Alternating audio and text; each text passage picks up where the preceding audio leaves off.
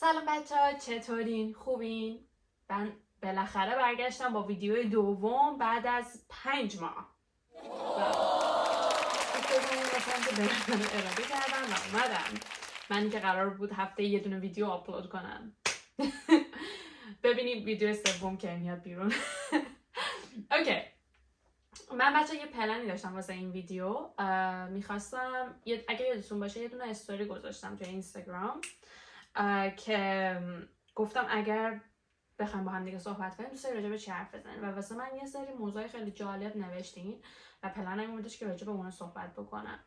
ولی توی 2 روز اخیر یه دونه ریلزی که گذاشته بودم راجع به دردام بعد از مهاجرت این یه عالمه کامنت هیت گرفتم زیرش و اینجوری بودم که من نیاز دارم راجع به این صحبت بکنم.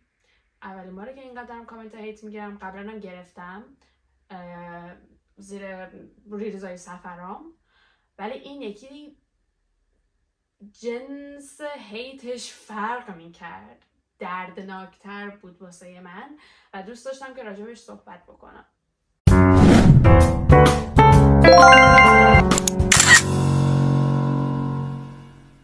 بذارین اول یه سری ریشه یابی بکنم راجع به چیزی که گذاشتم. بهتون توی استوری گفتم ویدیویی که من گذاشتم و چیزایی که لیست کرده بودم توش برمیگرده به زمانی که دانشجو بودم، فول تایم پارت تایم کار میکردم.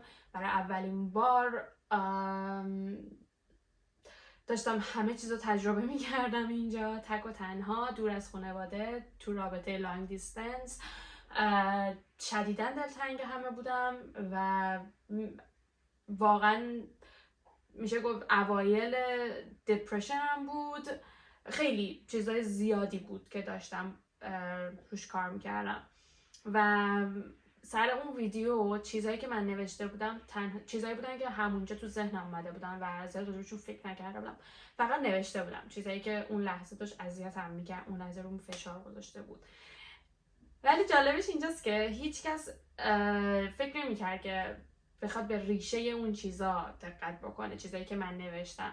همه خیلی سطحی خوندن، مسخره کردن، خندیدن و رفتن و من اینجوری بودم که اوکی، خب متوجه نمیشن و من قبولش میکنم اینو، چون که من خودمم پیارسال که جای اونا نشسته بودم، اگر یه سری همچین حرفایی میشنیدم، همچین چیزایی میدیدم، مسخره میکردم، چون تجربهش نکردم و نمیتونستم درک بکنم و من کاملا بهشون حق میدم. ولی میخوام یه سری چیزا بگم اینجا که شاید طرف خیلی دیگه هم باشه و بیانش نمیکنن به خاطر اینکه میدونن طرف مقابلشون نمیتونه درک بکنه، کسی که توی کشور ایران نشسته و داره به این حرفا گوش میده. اول از همه این که من یه سری چیزا نوشتم توی اون ویدیو که بر اساس تجربه‌ام بود، تجربه‌ای که توی 6-7 ماه اخیرش به دست آورده بودم. مثلا نوشته بودم که ورزش کردن و رو فرم نگه داشتن بدنم و یه نفر کامنت گذاشته بودش که من هیچ وقت به همچین چیزی به عنوان دغدغه و دردم نگاه نمی‌کنم. آره، شاید به خاطر اینکه شما پرسونال ترینر نیستی و من به عنوان کسی که دارم از بدنم استفاده میکنم برای اینکه بتونم کلاینت بگیرم. اگر من فیت نباشم توی باشگاه برم، کسی نمیاد با من کلاس برداره، کلاینت نمیتونم بگیرم و بر اساس اون نمیتونم پول در بیارم و خرج زندگیمو بدم. به غیر از تمام این چیزا، اینو هیچ وقت فراموش نکنید که ما خارجیم توی این کشور و کسی که میاد اینجا اولین انتخابش چی بهش میگن، هم شهری خودشه، هم وطن خودشه، نه یه خارجی مثل من. حالا من هی سعی میکنم خودم رو توی اون حرفه قوی تر بکنم که بتونم بیام تو چشم این حد که من میرم مسترم رو میگیرم، لول 2 لول 3 رو میگیرم و پول کمتری میگیرم از کسی که اونجا داره کار میکنه و بیشتر و بهتر براش توی جلسه وقت میذارم تا شاید منو واسه سری بعدم انتخاب بکنن نسبت به اون هموطنش که فقط یه لول 3 داره. میدونی چی میگم؟ همه جوره مایه میذاری که فقط بتونی انتخاب بشی توی این رشته، توی این شغل و حرفه. اینکه اینم بعد اضافه بکنم که مثلا وقتی که من دارم بهت میگم که رو فرم نگه داشتن هیکلم مجبورم که بر اساس این جمله مجبوری خیلی از چیزا بگذری. مجبوری درینک نخوری به اون صورت، یه سری از اسنک‌های خوشمزه، شکلات و کیک و شیرینی نخوری، خیلی چیزا رو مجبوری از خودت بگیری تا بتونی روی فرم بمونی. شاید در شرایط نرمال زندگی کردن، منتالی خیلی آرومی زندگی کردن، این یه چیز طبیعیه و آدم همه میتونن، واقعا همه میتونن هندلش کنن. ولی تو وقت داری خیلی از همه طرف روت فشاره، همین که این چیزا رو هم از خودت میگیری، چیزایی که به اندازه مثلا یکم میتونه خوشحالت کنه همون لحظه، اینا رو میای از خودت میگیری، باز فشار بیشتری روت قرار داده میشه. همین، مثلا اینجا این بحث رو تموم بکنم و دیگه راجع به چی صحبت کرده بودم. یه چیز دیگه هم که گذاشته بودم توی لیستم این بودش که تمیزکاری آشپزی، که اینم یه نفری که همینجوری میاد میخونه تمیزکاری آشپزی، این دیگه چه چیز احمقانه ایه. ولی تمام چیزایی که من توی اون لیست نوشته بودم بر اساس یه تجربه بعدی که قبلا داشتم من نشأت میگیره و واقعا این چیزیه که ربطی نداره کجای دنیا باشه، همه جا باید انجام داده بشه، هر شخصی باید انجام بده. ولی وقتی که تنها زندگی توی یه کشور دیگه تنها زندگی میکنی و دوستی نداری، تازه وارد اون کشور شدی، این میتونه برات یه موضوع خیلی مهمی باشه، به خاطر اینکه اگر درست غذا نخوری مریض میشی و خدا نکنه روزی که مریض بشی مریض نرمال سرماخوردگی و اینا اوکیه، اصلا مهم نیست، همه میتونن هندلش کنن، من خودم به شخص خیلی راحت میتونم هندلش کنم. ولی اگر اونقدی حالت بد بشه که نیاز پیدا کنی یه دکتر ببیند، اون بده، اون خیلی بده. مثلا اینجوری بهت بگم، اگه درست غذا نخوری و مریض بشی و نیاز پیدا کنی که بری دکتر، اول از همه این که 4-5 ساعت مجبوری بری بشینی تا فقط دکتر ببیندت. اوکی قبول میکنم که مجبور نیستی این کار رو انجام بدی و میتونی مثلا زنگ بزنی به جی پی، زنگ بزنی مثلا نمیدونم به بیمارستان خصوصی و الا بلا اینا که من توییت کرده بودم، همه نشوندن که نه مجبور نبودی ال کنی بل کنی این حرفا. میخوام اینو بهت بگم که وقتی تجربه نداری و برای بار اول یه چیزی رو تجربه میکنی و دوستی هم نداری، کسی که باهاش احساس صمیمیت بکنی که بهش زنگ بزنی توی غم و غصه هات، دردت، انتخابای درستی نمیگیری. مثلا یه نمونه بارزی که مثلا من خودم به چشم دیدم، من یه دونه دوست دارم اینجا که هر مشکلی براش پیش میاد زنگ میزنه به برادرش توی ایران و من اینجوری بودم همیشه بهش میگفتم بابا من 2 ساعت ازت دورم، به من زنگ بزن، من خودم رو بهت میرسونم سریع. به داداشت آخه چرا زنگ میزنی؟ اون میخواد اونجا چی کار کنه واسه تو؟ ولی من اینو نمیتونستم درک بکنم که این آدم توی دردش تنها کسی میاد تو ذهنش که بهش زنگ بزنه که باهاش صمیمیه، که باهاش میتونه صحبت بکنه راجع به دردش و اون شخص هم کسی نیست جز داداشش. وقتی داره درد میکشه اسم من نمیاد توی ذهنش که بیاد به من زنگ بزنه. میدونی چی میگم؟ توی اون لحظه انتخابات عوض میشه. و حالا بگذاریم من مثلا مریض شدم، خب تنها جایی که میومد تو ذهنم بیمارستان بود که پاشدم رفتم بیمارستان و 4-5 ساعت مینیموم شما باید بشینی اونجا تا بتونه دکتر ببینن و وقتی هم که دکتر میبیند به دارو که نمیده، میگه انقدر برو درد بکش و استراحت بکن تا خودت خوب شی و اصلا بهت دارو نمیدن. و من اینجوری بودم که بهش گفتم ببین من 2 روز کار نکردم، الان نرفتم سر کار، اگر بهم دارو ندی و من سری خوب نشم نمیتونم دوباره برم سر کار. و خب که چی؟ کار نکن، وقتی حالت بده نباید کار کنی. و من اینجوری بودم که دود تو نمیفهمی، من باید کار کنم. و برای اونا اصلا همچین چیزی معنی نشده که تو وقتی حالت بده بری سر کار.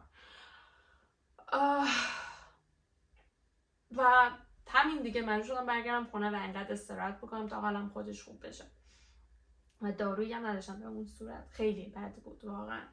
و مثلا حالا من ساپورت داشتم از طرف خانوادم، ولی خب مثلا اینه که من دلم نمیخواست اون ساپورت رو خیلی ازشون بگیرم و همیشه خب یه فشاری رو خودم میذاشتم که خب در بیار کیانا، پولتو در بیار، پول خورد و خوراکتو و همیشه تو در بیار دیگه، مامان بابات به اندازه کافی هزینه کردن برات، بسه. با همچین طرز فکری بودم، برای همین خب برای من خیلی سنگین بود که کار نکنم حتی همون 2 روز، چون واقعا به پولش نیاز داشتم. و منظورم اینه که تمام اون چیزایی که من توی اون لیست نوشتم برمیگرده به یه تجربه تلخی که قبلا داشتم و برای من بولد شده بود این قضیه. تمیزکاری و آشپزی چیزی نیستش که واسه یه نفر بولد بشه و من خودم وقتی ایران بودم همچین چیزی رو میخوندم میخندیدم میگفتم آخه این چه چیز احمقانه ایه که مثلا یه نفر میخواد بنویسه. ولی الان که مثلا یه سری چیزا رو تجربه کردم برای من این قضیه بولد شده بود و میگفتم که اگر دوباره من بخوام همچین چیزی رو تجربه بکنم واقعا برام سخته، پس اینو باید خیلی بهش اهمیت بدم و حواسم بهش باشه. دیگه چی نوشته بودم؟ من بار دومه که دارم ویدیو میگیرم بچه‌ها، موبایلم قطع شده بود اصلا. بذارید دیگه چک کنم، داره میگیره. به خدا دیگه نمیتونم دوباره اینا رو همه تکرار کنم. دیگه چی نوشته بودم؟ سریع بگیم. راجب کار نوشتم. راجب کار یه نفر نوشته بودم کار پارت تایم که خب الان در حال حاضر باید کار فول تایم بکنم، ولی یه چیزی که دوست دارم منشن بکنم اینجا سر کار، حالا پارت تایم فول تایم whatever هرچی،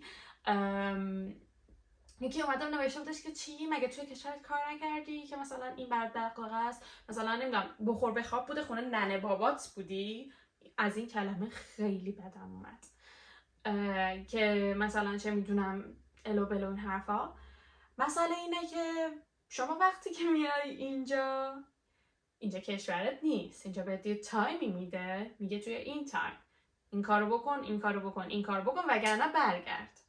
ولی توی کشورت شما دلیلی لازم نداری برای اینکه به دولت بگی که من میخوام بمونم اینجا دلیل میخوام.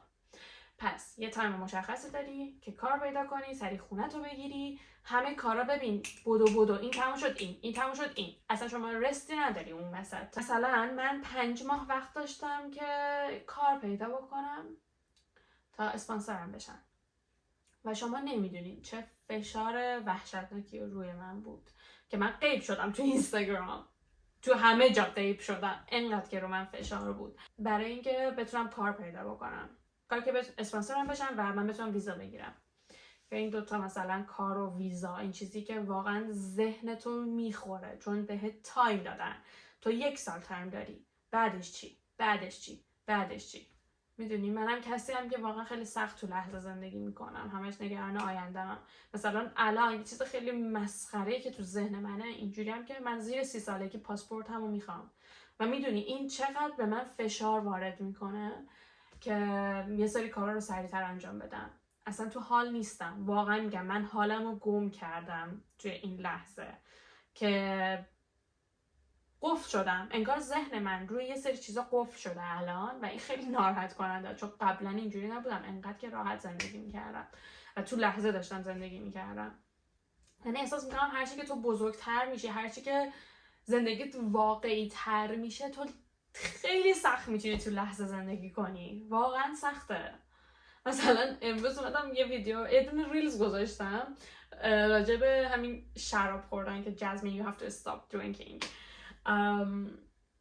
بعد اومدم روش یه دونه عکس بذارم، برگشتم به عکسی که پارسال رفته بودن کلاب، اومدم اونو بذارمش، بعد خودم خندم گرفت، گفتم ببین من 1 بار رفتم کلاب 10-20 تا عکس گرفتم و الان توی تایم‌های مختلفی دارم از اونها استفاده میکنم و هر کی که بیاد تو پیجم میگه این که هر هفته تو کلاب و خوشگذرونی و ایناست، در صورتی که من کلا 1 بار رفتم و انقدر عکس گرفتم و الان همچنان دارم از اونها استفاده میکنم میذارم.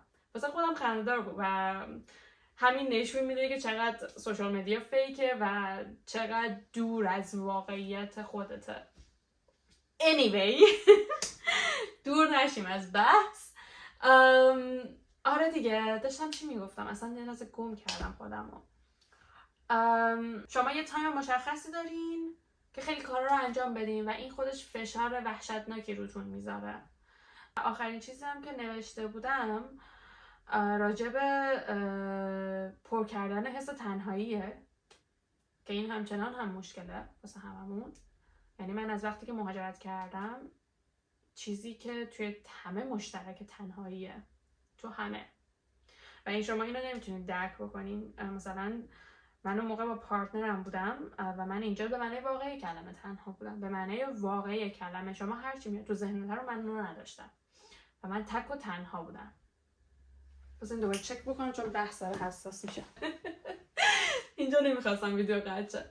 به معنی واقعی کلمه تنها بودم و مثلا با پارتنرم که صحبت میکردم برمیگشتم من میگم منم تنهام اینجا، منم هیچی دوست ندارم و این حرفا. من اینجوری بودم که دود داری با خانوادت زندگی میکنی، تنهایی. میدونی چی میگم؟ هر هفته مثلا با یه نفر بیرون بود و بعد مثلا من اینجا دپرس بودم سر تنهایی. منم تنهام و من اینجا بودم که چیز stop it stop. کلان انگار یه فرهنگی توی ایران هست که هی میخوام بگم ببین درد تو درد کوچیکیه، من بیشتر از این رو تجربه کردم، من تو شرایط بدتر از این بودم. حالا این خیلی ربط به اون نداشت ولی بذار اینو بگم چون اینم ربط داره به ریلزی که گذاشتم و کامنت هایی که گرفتم زیرش. همه یه حالتی بودن انگار که مثلا خیلی بدتر از این رو تجربه کردن و اینقدر قور نزدن.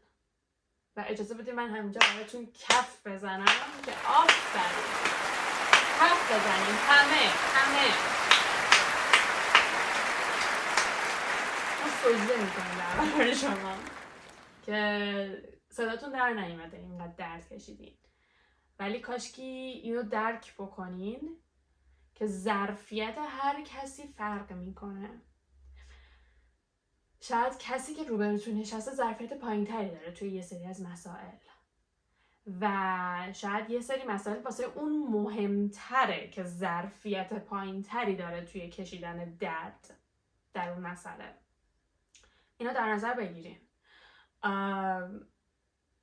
و هر کس با یه بک‌گراندی میاد و یه چیزی رو بیان میکنه، یه چیز مشترک یه چیز مشترک شاید افکت متفاوتی رو آدمای مختلف بذاره، به خاطر اینکه هر کس یه بک‌گراندی داره، یه دیدی داره نسبت به اون مسئله، پس خیلی متنوع میتونه تاثیر بذاره روش. پس خواهش میکنم اینو درک بکنین که کسی که میاد و راجب دردش باهاتون صحبت میکنه خیلی منطقیه شما درد اون رو نفهمی. خیلی منطقیه که شما که درد بدتری رو تحمل کردی برات مسخره بیاد، به چشت احمقانه بیاد.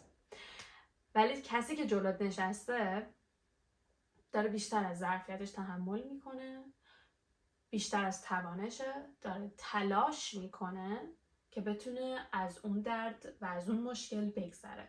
پس شما نهایت کاری که میتونی بکنی اینه که فقط به طرف بگی که ببین من نمیتونم درکت بکنم، من شاید همچین دردی رو نکشیدم و نمیتونم درکت بکنم، پس نمیتونم کمکت بکنم و چیزی بهت بگم شاید که دردتو کمتر بکنه یا شاید کمکت بکنه توی انجام دادن کارات. ولی من اینجا نشستم که تو صحبت بکنی، تو میتونی به من اعتماد بکنی و بدونی که اینجا یه محل سیفیه و که تو میتونی تمام حرفاتو بزنی و از این در خارج نمیشه. من گوش میکنم که شاید فقط یک ذره فشار از روی تو برداشته بشه با گفتنش. ولی شاید روزی که یه دردی رو نزدیک به درد تو، چون هیچ وقت نمیتونی یه دردی رو همه با هم تجربه کنیم، دردی رو نزدیک به درد تو تجربه کردم، بیام اینجا با هم بشینیم صحبت کنیم و سعی کنیم همدیگر رو دلداری بدیم، راه حل براش پیدا بکنیم و ازش گذر کنیم. ولی الان من فقط میتونم گوش کنم. من فقط میتونم شخصی باشم که تو میتونی بهش اعتماد کنی و حرفاتو بزنی بدون اینکه ذره‌ای بخوام جاج کنم. That's it. این میتونه شاید قشنگ‌ترین جواب باشه که به یه نفر بدی. و من خودم به شخصه فقط توی اون تایم کسی میخواستم که جلوش بتونم گریه کنم. حتی نمیتونستم حرف بزنم، انقدر درد من زیاد بود من نمیتونستم صحبت بکنم، من فقط گریه میکردم. من ویدیو کال میکردم به مامان بابام و دوستان و فقط گریه میکردم. میدونید چی میگم؟ زنگ میزنی ویدیو تو بهترین موقع ممکن قطع شد، چون من اینجا براتون کلی گریه کردم. بخاطر اینکه یهو اصلا یاد این قضیه افتادم که زنگ میزدم به دوستام و خانواده‌ام و اصلا حواسم به این گپی که بینمون افتاده بود نبود و میخواستم باهاشون حرف بزنم ولی این توان رو نداشتم و فقط گریه میکردم به خاطر اینکه نه اونا منو میفهمیدن نه من اونا رو. و اون لحظه اون تایم همش به این حس میکردم که چرا هیچ کس منو نمیفهمه و از این قضیه که هیچ کس منو نمیفهمه به یه حس تنهایی وحشتناکی میرسیدم و هی داشت حالم بدتر و بدتر میشد. بگذاریم من این ویدیو رو بذاریم همینجا تمومش بکنم. فقط حرف آخر این که اگر کسی میاد و میخواد باهاتون درد دل کنه و صحبت بکنه این ازش بپذیرین که بهتون خیلی اعتماد کرده، به خاطر اینکه داره میاد خودشو آسیب پذیر میکنه جلوتون با گفتن درداش، با گفتن اینکه از چه نقطه‌هایی شما میتونید و هر کسی میتونه بهش آسیب بزنه. پس این نشون میده که شدیداً بهتون اعتماد داره و میتونه باهاتون صحبت بکنه، چون صحبت کردن کار راحتی نیست، مخصوصا راجع به این مسائل. پس سعی کنین فقط تا جایی که میتونین درکشون بکنین و گوش کنین بدون این که سعی کنین دردشون رو کوچیک کنین. اوکی، خیلی این تراپی تور شد واسه خودم به شخصه. نمیدونم شما چه حسی دارین، برام بنویسین بعدش که چه حسی گرفتین از این ویدیو و درداتون آیا با من مشترک هست یا نه، یا شاید شما چیزای جدیدتری تجربه کردین که من نکردم. پس خیلی خوشحال میشم که بخونم تجربه هاتون و اینکه من در این باورم که هر کسی حرفی برای گفتن داره و واقعا خوشحال میشم که گوش کنم به حرفاتون و بخونم حرفاتون رو. لایک و سابسکرایب یادتون نره لطفاً. این وظیفتونه اگر دوست داشتین. و اینکه خوشحال میشم، خیلی باعث افتخار واسم اگر ویدیوی منو شیر بکنین واسه دوستاتون، شاید به اونا هم بتونه کمک کنه. و اینکه همین دیگه، شب و روزتون خوش. تا ویدیو بعدی خدافظ. امیدوارم خیلی همیشه به پرواز حالا با بالی شکسته میخونه چه غمگین آواز.